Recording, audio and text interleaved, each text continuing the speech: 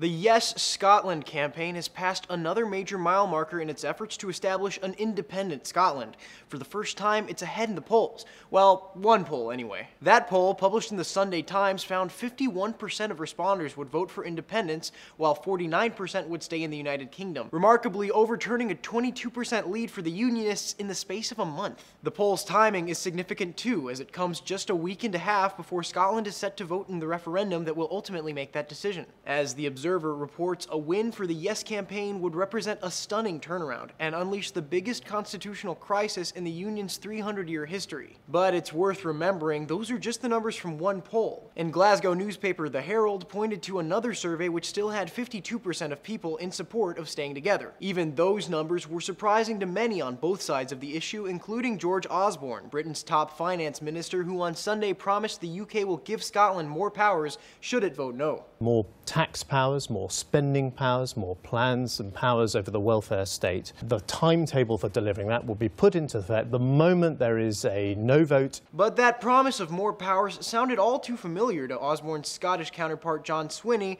who talked to Sky News about the 1979 referendum.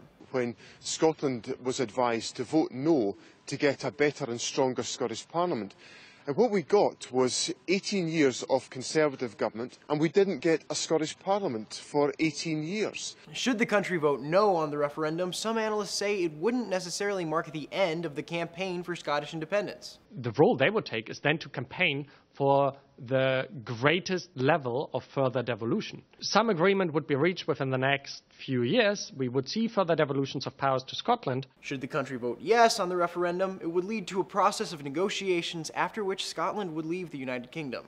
For Newsy, I'm Sebastián Martínez.